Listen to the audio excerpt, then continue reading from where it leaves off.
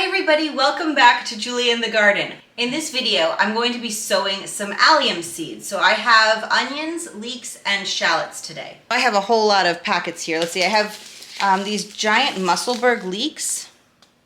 I also have some leek seeds that I saved in 2021, so we're gonna try those, see how it goes. I have two different varieties of onion. I have Rosa di Milano red onion, and I have a couple packets of New York early yellow onions. And then this seed packet opened, so it's in a baggie. This is a shallot. This is, I don't know if I can pronounce that. You can see it here. The type of shallot. So I am about 11 weeks before our average last frost. Currently our average last frost here is May 8th. It actually used to be May 12th, so I've gained a couple of average frost-free days. And the reason I can start these so early is, one, they take a good time to grow before they're ready to be transplanted, but also I transplant them around 4 weeks before our average last frost. So I will be planting these in mid-April is the goal.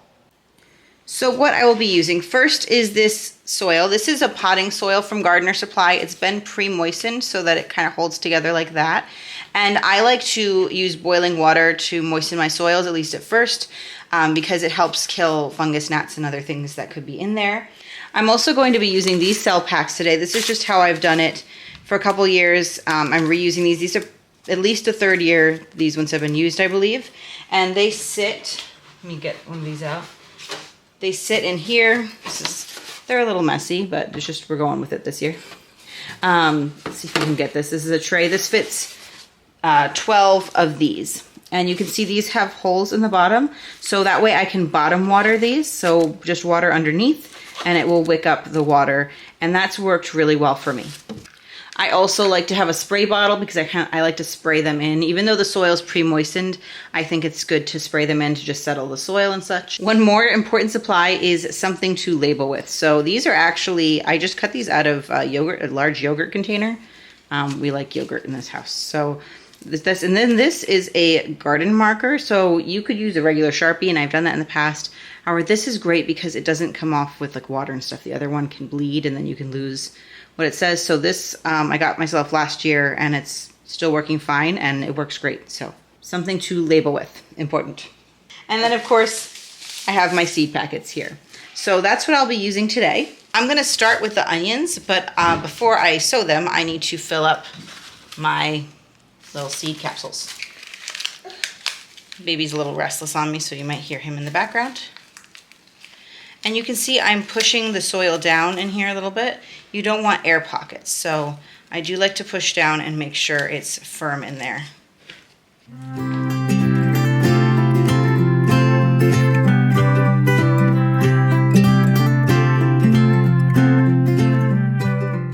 Okay, the baby is off my back and he's actually eating over here, so you may hear that, and there's other kids running around being loud. So that's what that is. The next thing I need to do is actually label. I am going to do the red onions first. I think there's about 100 seeds in here. And my plan is to use 4 trays, and I will explain how and why I'm doing that momentarily. Let me just get these labeled here. I'm just gonna put red onion for right now because it's easier. One note when you're choosing what kind of onion to grow, if you're growing from seeds or set, I think this applies. There are different kinds of onions based on the length of day.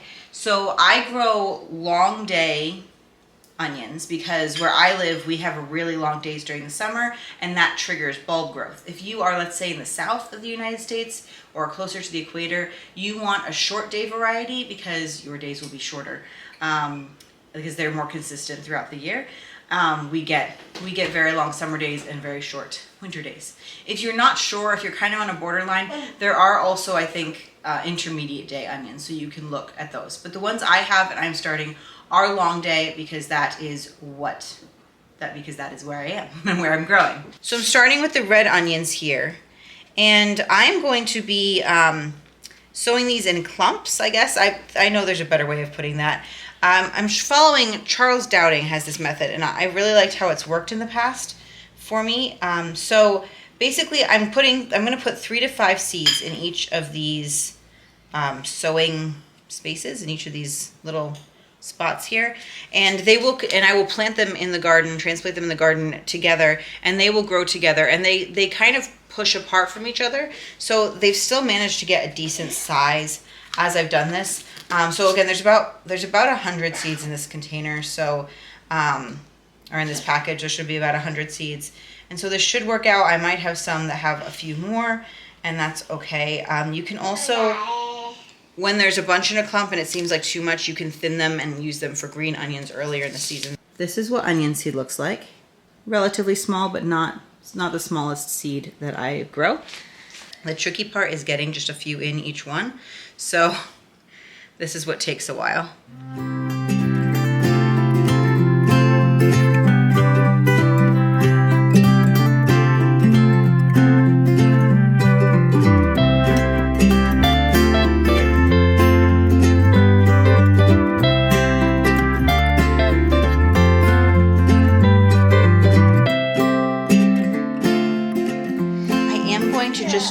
Up all of this seed because these onion seeds I have heard have a tendency not to last well. Like the germination rate goes way down the next year. So I'm just going to go ahead and sow all these, and if I end up having to thin some later, then that's fine. They are tasty as well when thinned.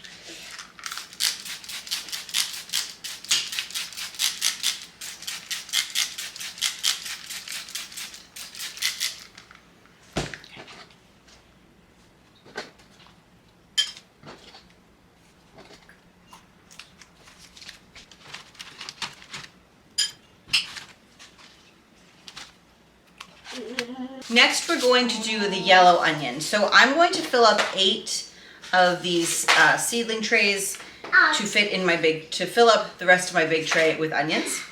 While I'm doing this, a couple things I want to talk to you about. The first thing I wanted to talk about is why I choose to start my onions from seeds.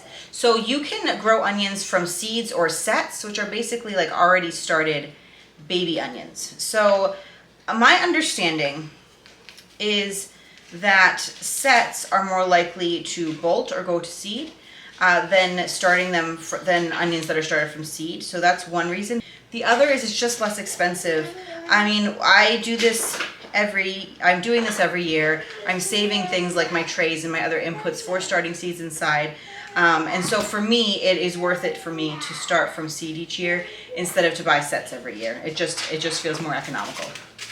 So that's why I choose to do it. I haven't grown from sets before, so I can't say whether that would be easier or not for you. So it's just a decision you have to make for yourself, just sharing why I choose to start from seed.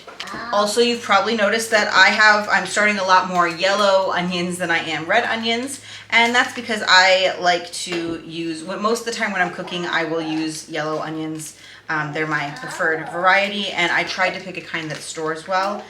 My goal would be to grow enough for us for the year. I haven't quite done that yet, so I just keep working towards it. If all goes well, this would get us a couple onions a week, and that would be wonderful. Or a couple yellow onions a week. The red ones I prefer to use either fresh, if I'm going to use them like on a sandwich or a salad, something like that, or I pickle them. Pickled red onion is amazing. And I kind of cheat. It's not like the really good for you pickling. It's just using a lot of vinegar, and I love it with a red wine vinegar. So good. So I like to make a small batch of that each year, and we just use a little bit.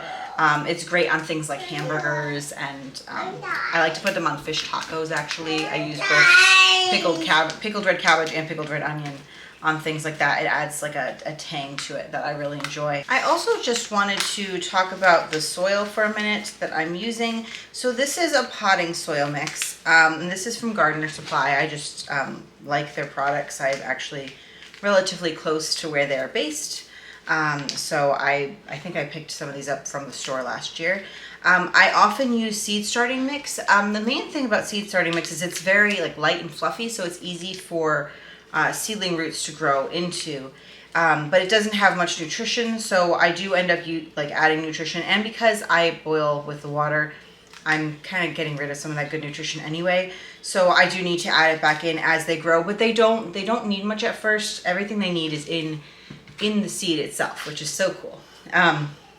But what you really want to look for is something that's like not too heavy. You don't want to start these in like a topsoil or a garden soil like that, because it just is too dense and it compacts in containers and it's just not good for the seed. So don't do that. But I have the last couple of years, since a little bit of the boom in gardening has happened, the quality of a lot of seed starting mix has gone down, and so it's gotten a lot chunkier anyway. So this is a really nice potting mix. There are a few chunks here and there that I'm taking out, and you can see when I pull them out, like something like that. I don't want that in there, and I just pull it out and put it to the side for right now. Honestly, if it's down low, it's probably fine, as long as it's not towards the top. But I just try to keep it nice, fluffy soil mix. Up, see, there's one.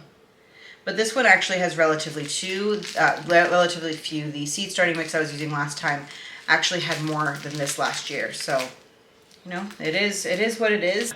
I think they're having trouble keeping up with demand with the same quality.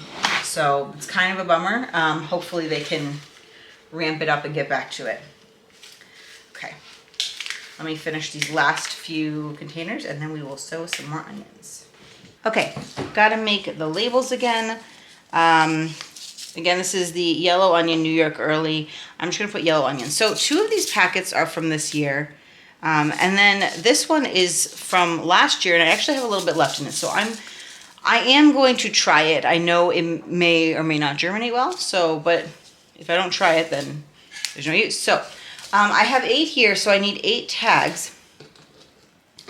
I am going to do the kind of clump sowing that I did with the red onion with most of them, but I'm going to leave 2 where I'm going to multi-sow, and I will show you how I do that. And I will just mark on the tag that multi-sow, so I'll do this with 2.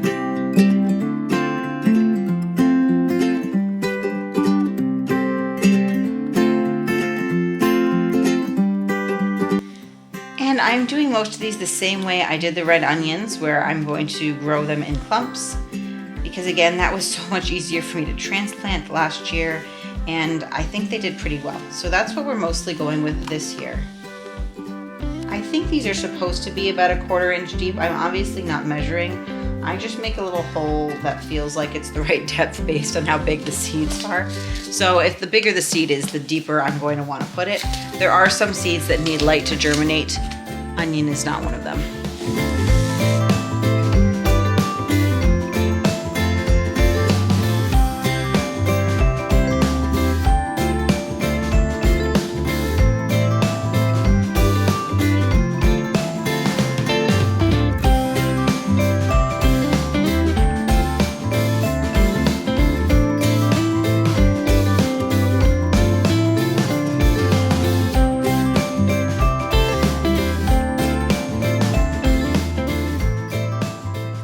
Last 2 I'm actually going to sow in a different way, and this is how I've done it for a couple years now. Onion seedlings have very flexible roots, so if you sow a bunch of them really close together, when you go to plant them, you can just gently pull each plant apart and then plant it individually, and it really saves in space.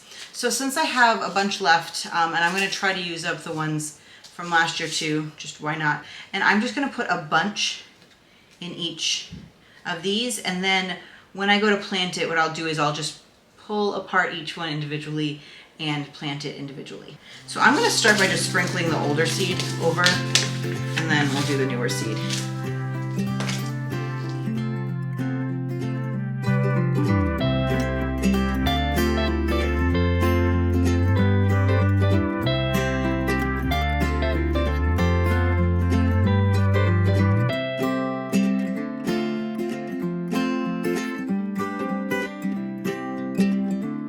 So I'm going to stick this on the shelf with my other seedlings. I'm not going to turn the lights on them yet. They don't need them quite yet until they start germinating. Then I think I'm going to take a little break to do some stuff with my little kids.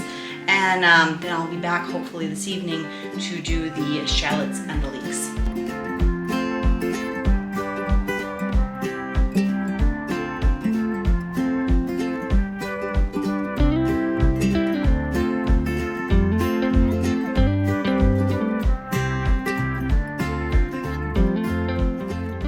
I'm back from a little break playing outside with my kids. It's a little chilly, but it was pretty nice. Hopefully I don't have too much hat here. Okay, so we still have leeks and shallots to sow. So let's do the leeks first. I think I'm just going to do 4 of the trays of leeks, and I'm also going to multi-sow them. Now, I haven't multi-sowed my leeks in the past. At least I don't think I have. I've just done individual leeks. But I'm going to try multi-sowing them this year because I feel like it could work well. And depending how I'm doing on the soil that's left in here, I might end up doing less than 4 because I want to have enough for the shallots. I had some leeks that were still in their containers that I hadn't planted last year. How embarrassing, right? I hadn't put them in the ground. So last fall, when I was cleaning out the beds, I did actually put them in the ground. So we're gonna see what happens. If they survive, I might be able to harvest some leeks in the spring. And if they don't, well, or they might go to seed, which leek seed is beautiful. I actually, what year was it? It might have been the 2021 garden. Whichever it was, I'll link it here. I had accidentally the year before left leeks in a bed with weeds I just hadn't cleaned out. And the next year it flowered and they are so pretty. I mean, if you have any alliums in your garden that are like the big ornamental alliums that come up with the big balls of purple, that's what they are. And so I had done that with my leeks, and I actually did save some seed from it. So that's what my seed is from. It does say 2021, so that must be when it was. They were so cute though. They're like little truffalo trees, like in the Lorax. They're really like whimsical and fun looking. But we are sowing these so I can grow and then eat them. I do enjoy roasted leeks especially. Okay, sorry for the weird lighting. It's later in the day and it's tough to find a good lighting location apparently. All right, since I'm multi-sowing these, I think I'm just gonna go with 3 trays. So I'm going to use these seeds for 2, and then I'm going to use my own for 1 because I'm just curious to see how they're going to turn out. I mean, they should come up. Neither of these are from last year. They're both a little bit older. And I've used this packet for several years now, so I'll probably just sow them pretty heavily, and you know, probably more like 5-6 seeds per, and then hopefully I'll get a few in each cell. My understanding is that unlike onions, which don't last well from year to year, that leeks and shallots can last better from year to year. Because they're related to onions, my guess would be that they don't last quite as long as other things. So there are some seeds that you can save for, I mean, hundreds of years, even if you keep them in a safe location.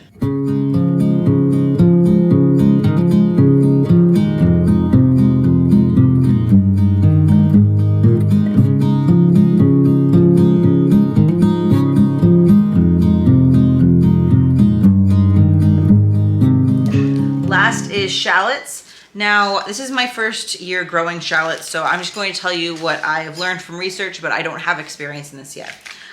So they are smaller than onions. I have eaten them before, so they're kind of like small fancy onions. My understanding is that each seed will actually grow a little cluster of about 3 shallots, and they're smaller than onions. And so I don't think I need to multi-sow them, although I will probably aim to put 2 in each cell, just because I tend to do that with seeds to just make sure I have at least 1 germinating. I'm going to do 3 of these because, well, I did 3 leeks and I seem to have 3 labels left on the table, so that's what I'm gonna do. These ones are supposed to be great for long storage as well, so we'll see. My guess is with these, they may not last that long just because we're going to eat them, but we'll see how it goes, and I can always grow more next year if we like them. Okay, those are filled with soil. Let's get the seeds in.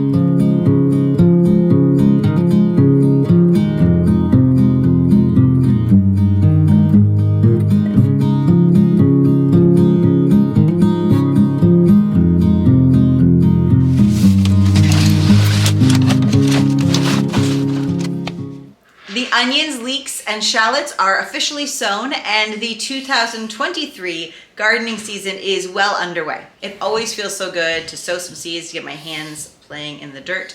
I hope you are all doing well. Let me know in the comments below if you start any seeds, and if so, what you've been starting. Until next time, friends, happy gardening.